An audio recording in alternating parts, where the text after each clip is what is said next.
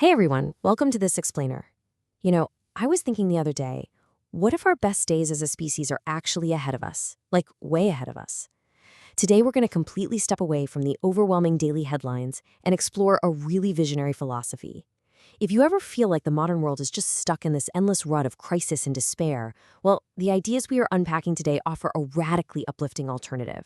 We're talking about humanity's vast, entirely unwritten future.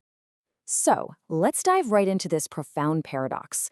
There's this fantastic quote from the document of the Humanist movement that basically says, yes, humanity has an incredibly long and heavy past, but our true potential? It lies in a future that is even more extensive. It's a huge shift in perspective, right? Instead of feeling completely weighed down by centuries of historical baggage, or, the anxieties of right now, this philosophy insists that our collective story is literally just getting started. We have infinitely more time ahead of us than behind us to finally get things right. So where does this deeply hopeful outlook actually come from? Well, a movement called Universalist Humanism was sparked back in the late 1960s by an Argentine thinker named Mario Rodriguez Cobos. Globally, he's much better known as Silo. Born in Mendoza, Argentina, Silo wasn't the kind of guy to just sit in an ivory tower proposing abstract theories. He offered a completely practical, fresh perspective on life, and his goal was aimed squarely at overcoming human suffering. His teachings spread like wildfire internationally because, honestly, they focused on real, tangible transformation.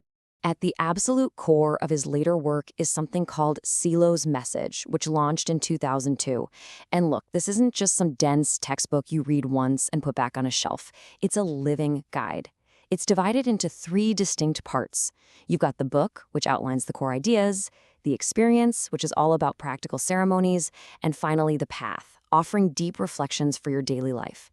Put them together, and you have a roadmap specifically designed to convert that nagging feeling of meaninglessness into a really vibrant sense of fulfillment. To really understand why this matters, we have to look at the state of the world today. We're obviously facing a massive general crisis: discrimination, fanaticism, economic exploitation, and just widespread violence. We all see it. But the followers of Silo, they don't just stop at complaining or critiquing. They actively propose what they call the project of a new world. It's a universalist, pluralistic model designed to literally rebuild our social fabric. It's a convergent approach, meaning it actively seeks to bring together the absolute best of human diversity to solve the paradoxes of our time. And the ultimate goal they are striving toward? They call it the universal human nation. Now, before you think it, no, this isn't some dystopian, uniform, one-world government. Actually, scratch that. It's the exact opposite. It's a global civilization that fiercely protects multiplicity. We're talking diverse ethnicities, languages, customs, and beliefs all coexisting. It envisions a human society cooperating globally through mutual support and doing it entirely without the need for centralized masters, rigid states, or violent borders to keep people in check. But here's the real kicker. The crucial point to understand with Silo's teachings is that before we can even begin to change the world outside, we absolutely have to address the world inside. Silo identified something he called internal violence as the absolute root cause of humanity's suffering. This internal violence is made up of our unbridled desires, our intense fears about the future, past resentments, and the contradictions between what we think and what we actually do. And when this inner tension builds up, it doesn't stay hidden. It spills out, infects our relationships, our societies, and ultimately manifests as external aggression in the world. So how do we fix it? Well, true liberation requires radical self-transformation. First, it means actively cultivating inner peace to calm those rampant desires through careful meditation.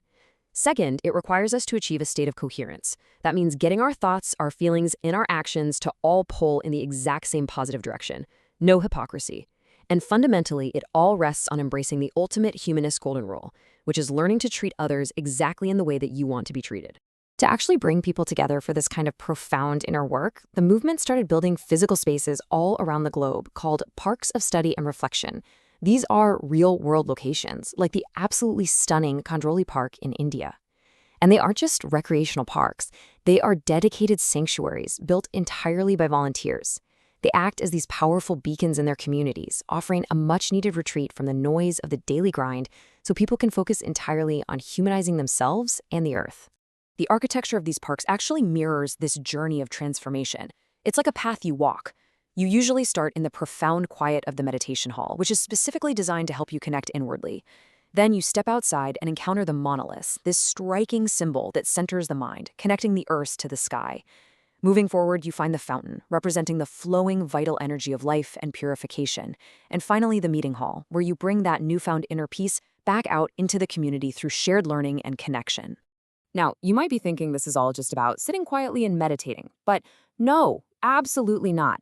As Silo stated way back in 1989, humanism is a joyful, resolute, and permanent action transforming.